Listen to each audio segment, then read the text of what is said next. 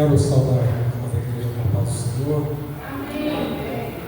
Estou feliz pela presença de todos vocês aqui nesta manhã, interessados igual eu, interessados em aprender a palavra do Senhor. E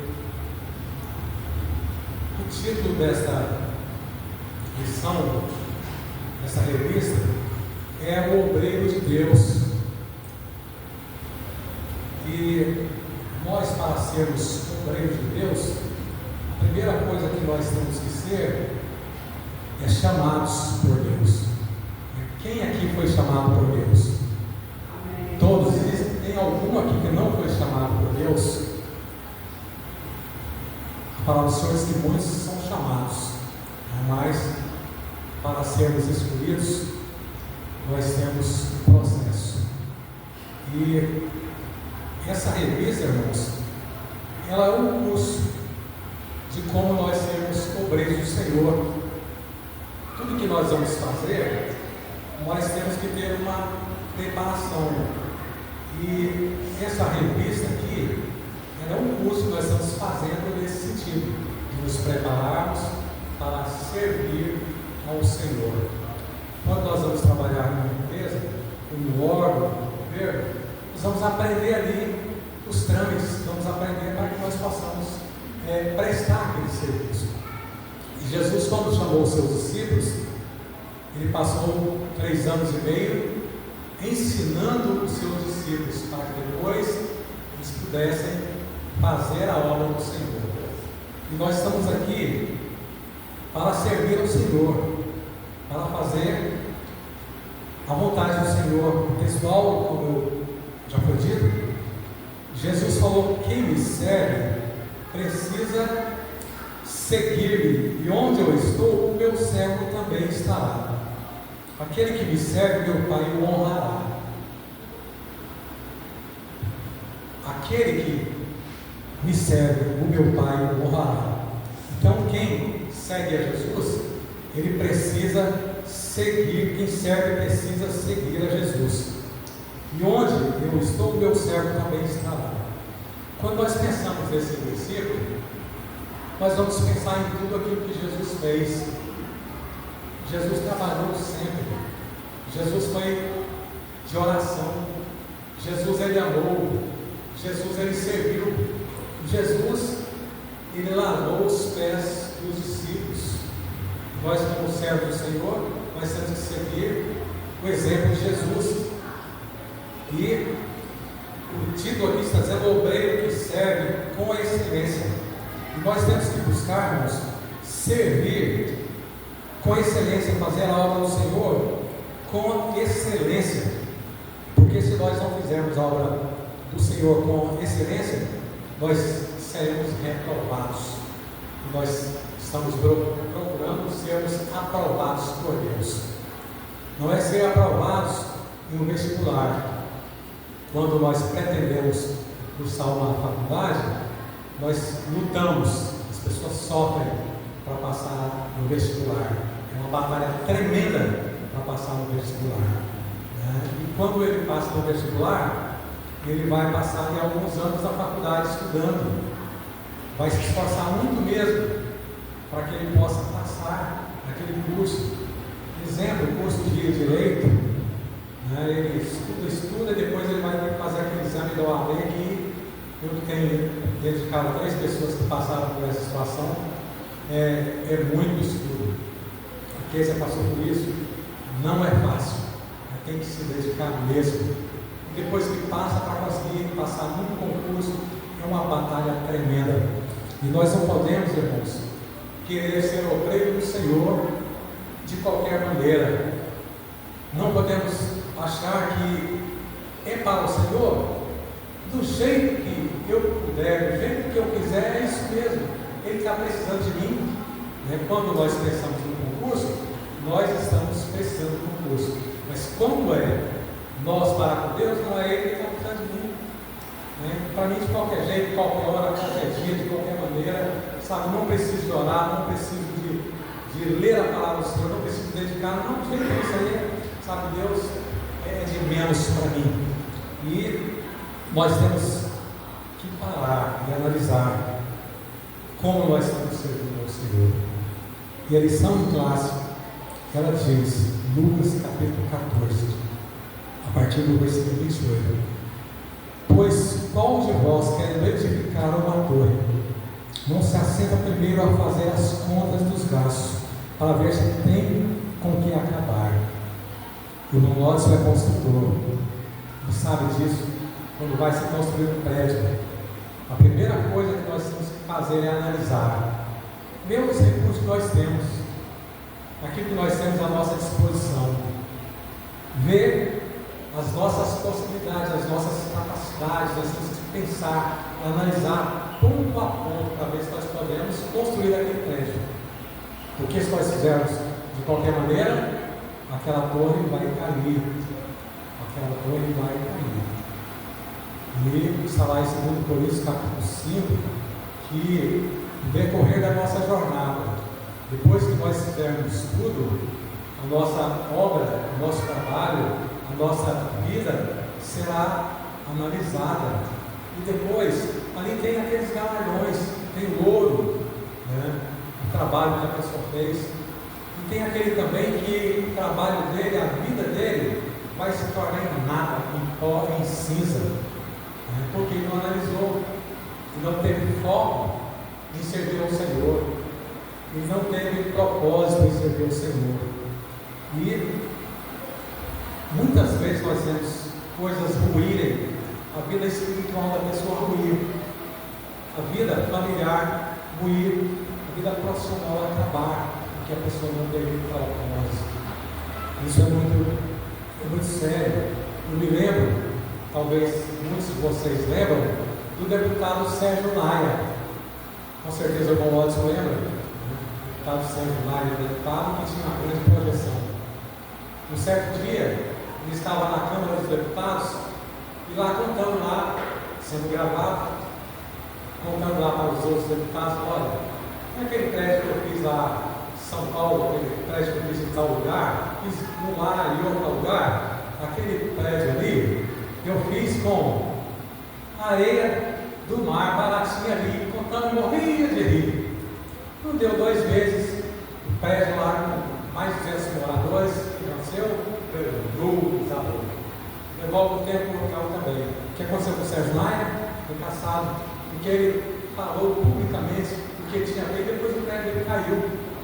E às vezes nós estamos publicamente mostrando as nossas obras, e quando ruir o nosso prédio, as pessoas vão dizendo: eu já sabia, aquele ali, eu já conhecia aquele ali, sabia quem era aquela pessoa ali. Então a palavra do Senhor está comparando a nossa vida espiritual, o nosso compromisso em servir ao Senhor, com um projeto de uma grande torre, né? Não como aquela torre que aqueles homens, depois do dilúvio, fizeram, dizendo: olha, com essa torre aqui nós vamos chegar ao céu, e se o Senhor mandar um dilúvio, esse dilúvio não vai nos alcançar de forma alguma, nós vamos estar a salvo de Deus. E quantas pessoas acham que ele pode estar a salvo de Deus, que a mão do Senhor não vai alcançá-los? E a mão do Senhor alcançou aquela grande torre ali, aquela torre ruiu. Muitas vezes o Senhor faz com que a torre, as pessoas se acham tão seguras mesmo, a torre da vida dela, elas ruem, elas caem por terra, elas se desmancham por completo. E aqui está dizendo para que não aconteça, que depois de haver posto os alicerces, e não podendo acabar, todos que virem começam a escarnecer dele, a zombar, dizendo: esse homem começou a edificar e não pôde acabar. Ou qual é o rei que indo à guerra pelejar contra outro rei não se assenta primeiro a tomar conselho sobre se com 10.000 pode sair ao encontro que vem contra ele com 20.000?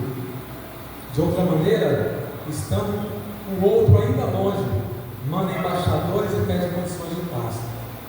Assim, pois, qualquer de vós que não renuncia tudo quanto tem, não pode ser meu discípulo. Em suma, esse versículo 33, está dizendo que essa parábola é para nós. E aquele que não renuncia tudo quanto tem não pode ser discípulo do Senhor. Ele foi chamado, mas ele não vai ser escolhido, porque ele não renunciou a tudo. Ele tem propósito na vida dele que é muito superior para ele ao propósito, ao projeto de Deus. Está focado em outras coisas. Não é a prioridade dele servir o reino de Deus, servir a coisa mais excelente que existe, que é o reino de Deus. Servir não é o governo brasileiro, não é o poder dos Estados Unidos. Servir ao reino eterno, o reino de Deus. As pessoas não terão esse privilégio, porque tem seus projetos na sua vida, e não tem alegria, e não tem prazer, aquilo não preenche o vazio da vida dele, aquilo não resolve aquilo que tem, aquele vazio que está no coração dele. Portanto, ele não tem essa alegria. Às vezes a pessoa tem muito, quer mais, não, mas eu não tenho tempo. Todos os dias eu ouço alguém dizer, eu não tenho tempo. Se eu tiver tempo, é a coisa que eu mais ouço todo dia, segunda a domingo, se eu tiver tempo. Eu ouço de manhã, eu ouço durante o dia, eu ouço à noite. Se eu tiver tempo, eu vou ver. Se eu tiver tempo, eu vou. Né? Agora de manhã, está vindo da igreja, de casa para a igreja, quando o rapaz já conheceu as 2 vezes aqui. Eu falei, olha, nós vamos ter a escola bíblica agora, o culto à noite, aí tem um café, vamos tomar um café conosco? Ele falou, não, hoje eu vou viajar, eu não posso. Né? E o que Jesus Cristo disse sobre o chamado dele, ele mandou chamar as pessoas para o banquete que o Senhor tem para nós, é um banquete espiritual, um banquete divino, um banquete com ele, com o Filho de Deus. E uns começaram a dizer, olha, eu comprei uma junta de boi, já tinha comprado a junta de boi, já tinha, eu vou experimentá-la. Outro disse, olha, mas eu casei e eu peço que me tenha excusado, posso ir? A resposta dele devia ser como os outros falaram, eu e minha casa serviremos ao Senhor. Eu e minha esposa vamos, já que Deus me deu essa oportunidade, eu casei, eu vou com minha esposa, então me deixa de lado porque eu não casei.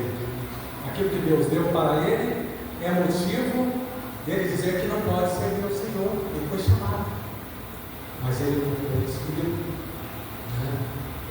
O outro diz, olha, meu pai já está velho, espera meu pai morrer primeiro, depois eu vou servir.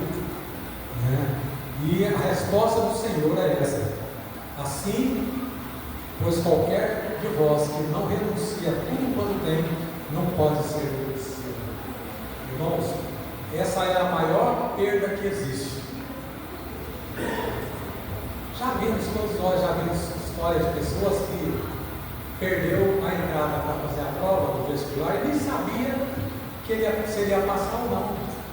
Por um segundo, enquanto ele perdeu a porta, fechou. As pessoas entram em desespero. Eu já vi muitos se desesperarem porque não conseguiam entrar e não tinha certeza se ele ia passar ou não. E a pessoa entrou em desespero, mas a pessoa perdeu esse privilégio aqui de passar essa prova e ser considerado discípulo do Senhor. Essa perda é irrecuperável. Essa perda é irrecuperável.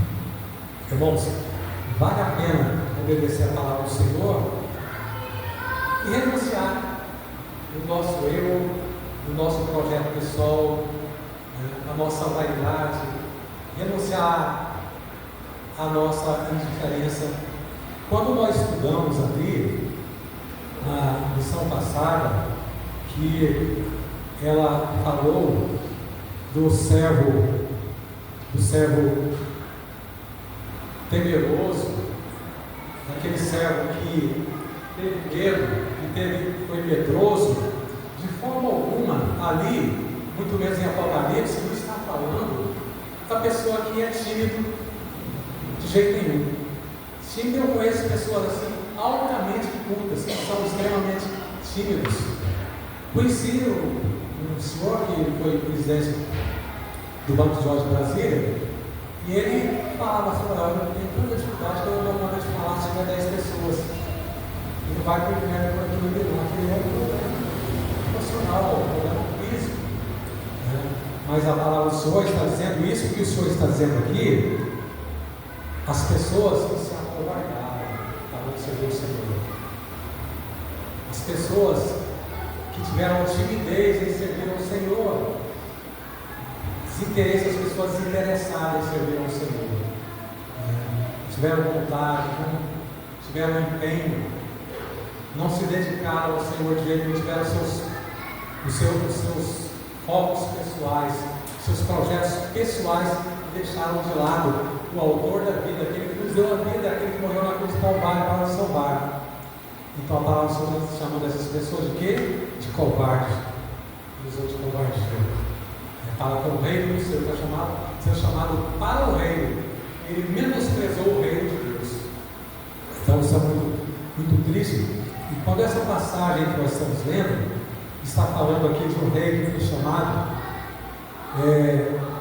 que ele estava indo à guerra, aqui não está falando que aquele rei ele ia sair para a guerra. Ele estava no seu palácio, provavelmente ia acontecer uma guerra.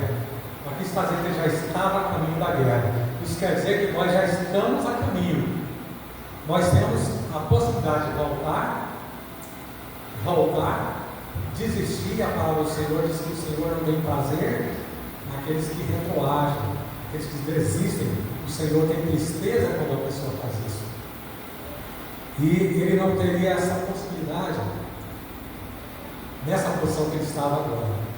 E aqui está dizendo que de outra maneira, se ele tem 10 mil e o outro tem 20 mil, ou ele vai lutar mesmo, poxa, está, ou ele vai se acovardar, vai pedir uma condição de paz. E o mundo, irmãos, ele está em paz com tudo que acontece aí. Os filhos das trevas estão em paz com o que está acontecendo aí. Nós sabemos o que está acontecendo aí. Como aconteceu na época dos pré-diluvianos, os homens se casavam, estavam em casamento, lutavam, vendiam, faziam tudo, estavam em paz. Enquanto isso, as pessoas estavam cometendo todo tipo de torpeza, matando uns aos outros, destruindo os lares alheios, era todo tipo de pecado contra Deus. O mundo estava em paz. E muitas vezes, você, como queira Deus que nenhum de nós aqui, mas muitos que vão às igrejas, eles estão pedindo a condição de paz para o mundo. Estão em paz com toda a tragédia que está acontecendo. Eles vivem à vontade em toda e qualquer situação mundana, porque a palavra de Deus, estar na casa do Senhor, não alegra o coração, não satisfaz o coração dele de forma alguma. Chegar na casa do Senhor, muitas vezes, para nós, é uma coisa assim tão difícil. Não vou. Se eu vou chegar bem atrasado para ficar só e retornar. Mas o Senhor, irmãos, Ele quer que nós somos considerados como soldados do Senhor. O soldado, ele não pisca, ele não treme. O soldado, a todo instante da vida dele, está pronto para a batalha, para servir o Senhor. É como a palavra do Senhor diz, quando o Senhor falou para Moisés, aquele povo que ia sair do Egito, na escravidão, o que eles deveriam fazer? Eles deviam, a tal hora, estar cingidos ali, os seus ombros prontos. Lá em Efésios capítulo 6, o apóstolo Paulo fala o quê? Cingir os vossos lombos, estar prontos naquela hora certa, para que a gente possa sair. E assim nós temos que estar prontos, como falou o salmista Davi, pronto está o meu coração, preparado está o meu coração. Então, nós temos que ter foco como objetivo para servir ao Senhor. Lá em 1 Pedro, capítulo 4, versículo 10. Podem ler, fala sobre o exercer o dom de servir. Marcos, capítulo 9, 35, está aí uma leitura diária. Fala como servir aquele que quiser servir ao Senhor. Aqui vai falar sobre os propósitos, o propósito daquele que serve ao Senhor. Muitos de nós, o que nós queremos? Nós queremos o máximo. O inimigo próprio disser agora: subirei às alturas e serei acima de todos. Ele queria. Me lembro de um cidadão, o Wagner, ele era americano, quando ele comprou a Vasco, ele falou: olha, o meu limite é o céu. Ele não pensou em morar com Deus, ele pensou em servir a Deus. Logo a torre dele ruiu, a Vasco quebrou, e por causa da Vasco quebrou todas as empresas, era o som mais rico do Brasil, quebrou tudo, ruiu a torre dele, ruiu, acabou.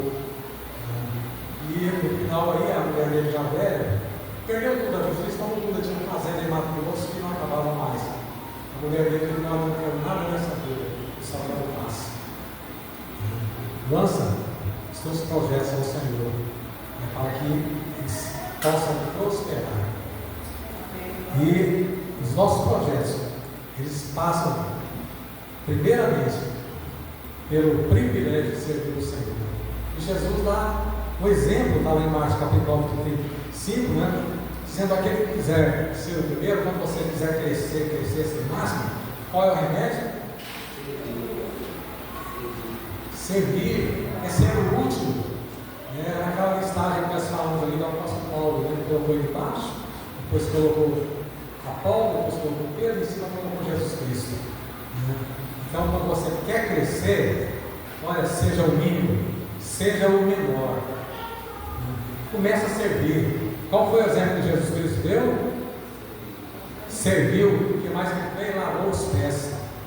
Lavar os pés não é fácil, Não é fácil lavar os pés. Hoje a pessoa tem aquela questão do higiene, aquela coisa toda, mas o povo hoje é bem mais evoluído, e todo mundo trata das unhas. Às vezes eu vou ali para desencravar uma unha, e às vezes onde eu estou tem algumas manhas se cravando também, fazendo isso com o cabelo. A unha, todo mundo tem seus cuidados, mas antigamente, irmãos, não existia isso. A pessoa enfiava o seu pé na bota ali, e era uma bota só, e aquilo dava um chulé, e a pessoa deixou uma frieira, e Jesus lavou os pés. Jesus lavou os pés. E nós temos que nos humilhar diante daquele irmão que às vezes é grosseiro conosco, é incompreensível conosco, que nos trata de qualquer maneira. Você quer vencer, você quer receber algo do Senhor, se humilha diante da potência do nome do Senhor, que Ele vai te exaltar. E quando você se humilha, não é só quando você se ajoelha na sua casa de não, sabe? Quando você às vezes se humilha diante do seu inimigo, diante da pessoa que te trata mal. Quando você trata bem a pessoa que te trata mal, é quando exige que você dê a túnica, você dá a capa também. Quando exige que você anda uma milha, você anda 2 milhas. Como fez Isaac. Os inimigos dele porteou por um poço que o pai dele abriu. Aqueles inimigos não fizeram absolutamente nada por aquele poço. Eles foram lá por inveja, por interesse próprio, foram lá e confiaram em Isaac, teve que abandonar, coisa que ele fez com tanta luta, com tanto trabalho que o pai dele fez. Ele abandonou aquilo dele. Lá na frente ele vai em outro poço.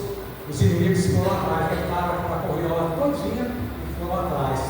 Isaac teve que abandonar. Mas ele continuou caminhando. E lá na frente, ele abriu outro poço e os inimigos não foram mais atrás. Quando nós perdemos as coisas por causa do reino de Deus, se nós brigarmos, se nós reagirmos à altura, às vezes, dos nossos inimigos, o Senhor não vai estar conosco. Mas quando nós, por causa do reino de Deus, nós abrimos mão daquilo que é nosso, Deus vai agir por nós. Deus vai abençoar a nossa vida. Deus vai dar muito mais do que aquilo que nós perdemos. Os nossos inimigos, irmãos, você vai ver como diz a palavra de Deus. Em Salmos 1, os inimigos serão como o quê? Como uma unha que o vento vai levar. Irmão, você quer a palavra de Deus? A palavra de Deus se humilha, seja humilde. É o que a palavra está ensinando para nós.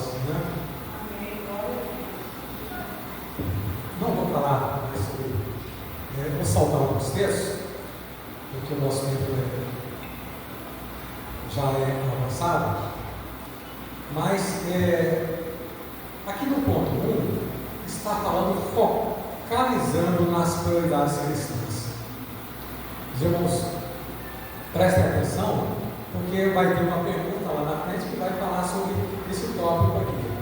As prioridades cristãs possuem uma escala de valores essencialmente importante de ser seguida. Vejamos. Vou repetir. As prioridades cristãs possuem uma escala de valores essencialmente importante de ser seguida. Essa escala. Talvez alguns estejam se perguntando por que a família vem em primeiro lugar. Qual é a primeira escala? A família.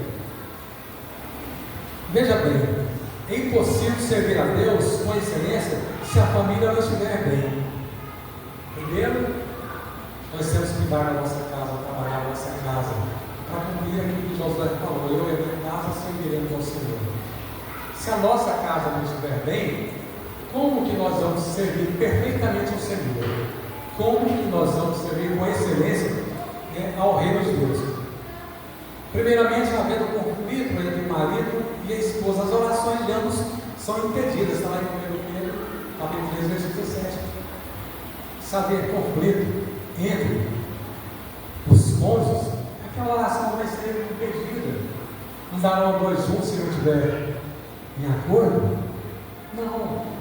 Tem que haver acordo para que as nossas orações elas possam subir ao trono da graça.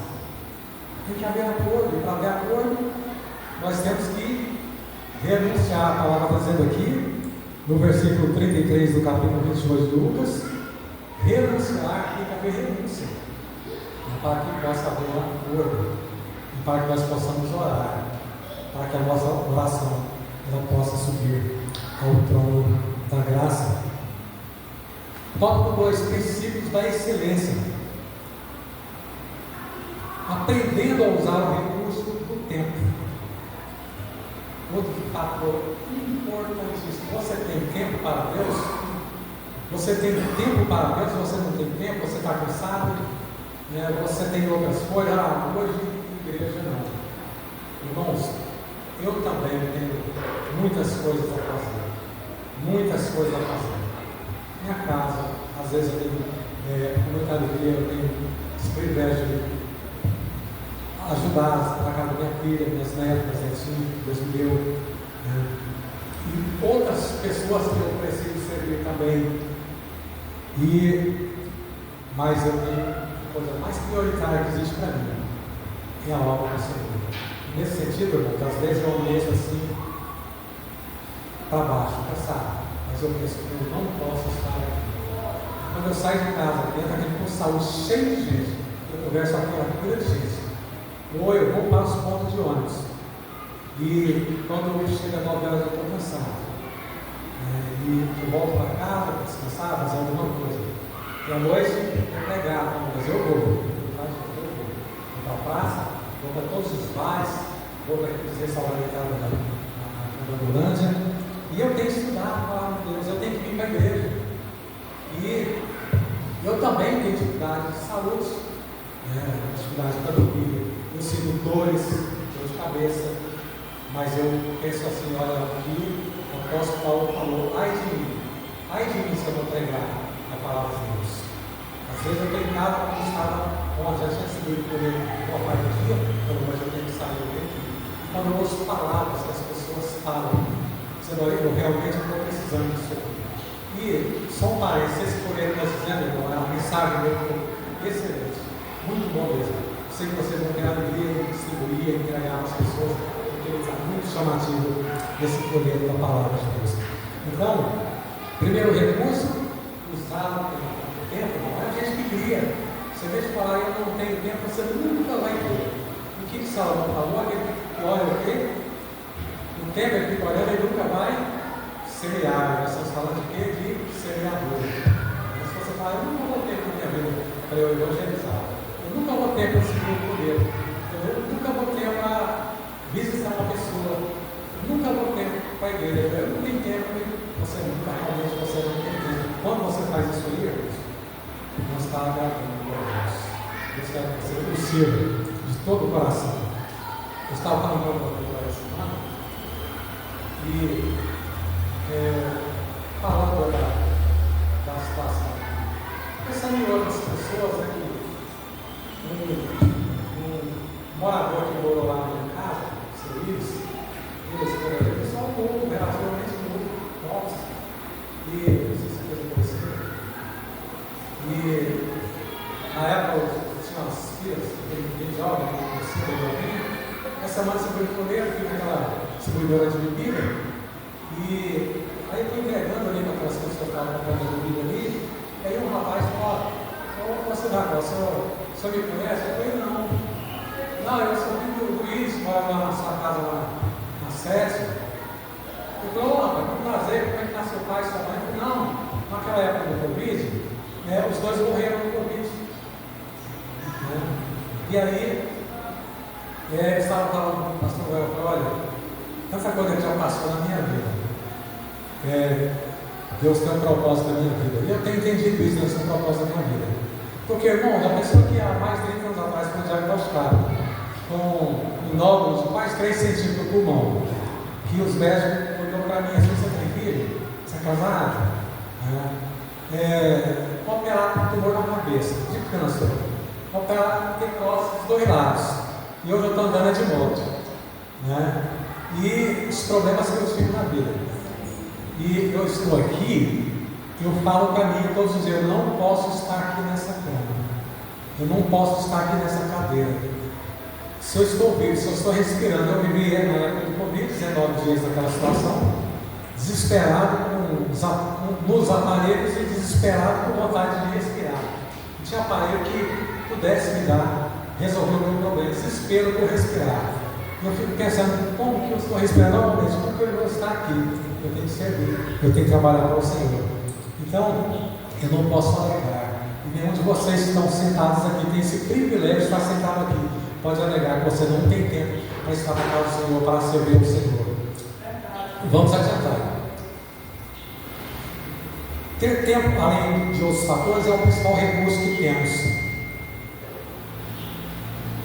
A nossa disposição para servir, em relação aos homens e mulheres de Deus, que querem atingir o equilíbrio na ação de servir a Deus sem, contudo, desprezar.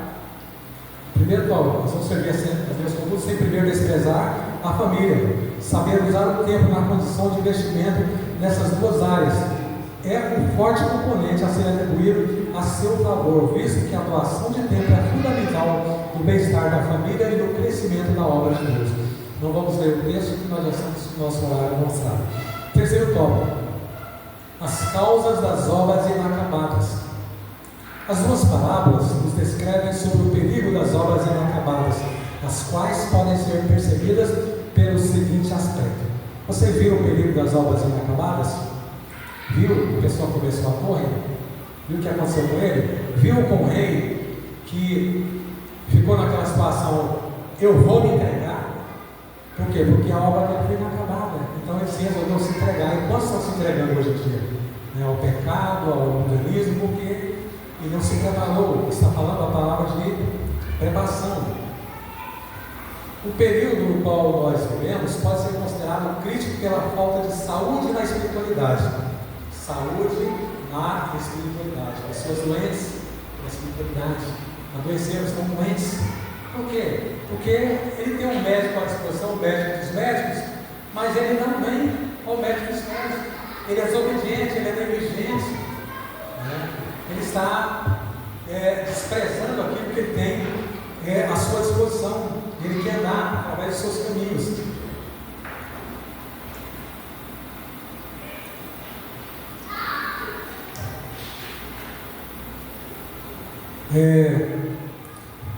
Muitos crentes, que em função de uma vida estagnada na presença de Deus, param de crescer espiritualmente, mantendo suas vidas imutáveis na soma de aspectos positivos. Quanta gente que não muda, não muda, está naquilo ali, ele acha que está bom, está de bom tamanho, mas irmão, está perdendo, vai chegar um momento a pessoa responder por aquilo ali. Vida imutável. Como? Mais oração, está orando, mais mais fidelidade, mais sabedoria e principalmente mais unção no serviço que presta ao Senhor. Unção no serviço que presta ao Senhor. Lá em 2 Pedro 1,8, o Senhor está falando que o Senhor faça crescer e transbordar o amor uns para com os outros. Crescer e transbordar em todo sentido. Outro fator das obras inacabadas procede de ações comprometidas. É bom compreender que uma ação só fica comprometida quando há incerteza na sua execução, independentemente se vai dar certo ou não. Às vezes a pior atitude é não fazer nada. A pessoa fazer a coisa, sabe, sem uma definição na vida. São projetos, são propósitos na vida. Na Bíblia, se omitir nas ações é pecado. Como lá em Tiago fala, né, que sabe fazer o bem e não faz, ele peca. Temos o exemplo de Eli, que via a corrupção dos seus filhos, mas se omitia descaradamente a exortá-los por seus maus procedimentos, um comportamento que o levou a ser severamente punido pelo Senhor. Irmãos, que exemplo. Eli era um homem de Deus. Não sendo esse fator, não teve outra coisa que desabonasse o sacerdócio de Eli. Mas o que desabonou, não está dizendo aqui, ele descaradamente ele ignorou tudo que os filhos estavam fazendo. Irmãos, isso aqui é muito sério. Quantos de nós deixamos os nossos filhos crescer à vontade? Quantos de nós damos nós dizemos, vamos para a igreja, vou dormir, vou descansar, eu vou para outro lugar, eu vou para a igreja, e meu filho, consequentemente, meu filho não vai, eu não tenho compromisso com Deus, eu não tenho fidelidade com Deus, meu filho também não vai ter. O que vai acontecer? Ele vai sofrer o que aconteceu com Eli, e ele vai ver acontecer com os filhos dele o que aconteceu com os filhos dele por causa do mau testemunho dele. Vocês lembram da mãe e da avó de Timóteo? O que o apóstolo Paulo falou sobre elas? Que a mãe, primeiro a mãe e a avó ensinaram, ele cresceu aprendendo as sagradas escrituras. Irmãos, não foi na televisão. Não foi na televisão. Hoje às vezes até o crente fala, a letra mata, distorcendo a palavra de Deus, porque não conhece a palavra de Deus, não dedicou a conhecer a palavra de Deus. A letra mata, dizendo, olha, o estudo mata. Você vai estudar, isso mata. Mas o Espírito vivifica. Quando a letra está falando que a letra é a lei. A lei veio para matar, veio para matar. Não é estudo, não. Se você estudar e usar bem o seu estudo, é edificante para a palavra de Deus. Se você usar bem o seu estudo para o reino de Deus, é uma bênção. Mas aqui, irmãos, ao término dessa lição, está falando sobre uma tragédia familiar. Começou falando sobre priorizar a família. E tem um sacerdote que não priorizou a sua família, ensinou o menino o caminho que devia dar. E aqui está encerrando, falando uma tragédia, porque ele não priorizou a sua família. Ele ignorou descaradamente tudo que os filhos dele estavam fazendo. E o Senhor advertiu. O Senhor falou para ele, o Senhor mandou o profeta primeiro, e depois Deus, através de sonho, falou com Samuel da coisa que ele ia fazer. Sabe o que ele falou? Olha, o Senhor é Deus, ele faz o que lhe convém. Mas quando veio a notícia que a arca tinha sido levada, que os dois filhos dele, Ofni e Finéias, tinham morrido, o que aconteceu com ele? O sol foi tremendo, ele caiu para trás e quebrou o pescoço. Irmãos, isso é a Bíblia, é o Senhor nos mostrando isso aí, que Deus tem misericórdia de nós. Então, no questionário, está número 1 na escala de prioridades. Qual é a principal? A família cuida. O que Paulo fala para Timóteo? Aquele que não cuida dos seus, ele é pior do que o ímpio, ele abandona a fé, ele não tem fé nenhuma. Se ele larga seu filho lá para receber tudo que aqueles artistas vão vir para mostrar, ensinar, E quando é para ficar meia hora na igreja, a gente nem sempre tem disponibilidade e não tem controle sobre aquele objeto ali. O filho dele vai para qualquer lugar, tem um carnaval, não sei o que, mas a escola participa de tudo. Né? E o pai, os pais não estão cuidando, ele abandonou a fé, não tem nada com a fé mais. A Bíblia está dizendo que ele é, além de ter nada com a fé, ele é pior do que o ímpio. Né? E o segundo, em qual ação se resumiu o pecado de Eli? Qual foi o pecado de Eli? Negligência. Ele não cuidou dos seus, ele cuidou dos seus. Ele foi o que? Pior do que os ímpios. Ele abandonou a fé, porque ele não cuidou dos seus, tornou-se pior do que os ímpios, e ele foi castigado com a pena de morte por conta disso. Né? E o terceiro, comente em suas palavras a realidade da espiritualidade doentia em meio ao povo de Deus. O que nós falamos? Qual é a realidade da espiritualidade doentia? É a estagnação na fé. Fica estagnado, não está preocupado em orar. É como eu falei na quinta-feira, né? A pessoa faz aquela oração de reza ali, Senhor, obrigado por essa noite, abençoa o meu dia. Ele não está falando com Deus, ele tem intimidade com Deus, ele conversa com Deus. Né? Ele não se quebranta, ele não está quebrantado diante de Deus, ele é acima de Deus. Né? Então a estagnação espiritual. Né? E nós temos que aprender a palavra de Deus, ter alegria em conhecer e aprender a palavra de Deus.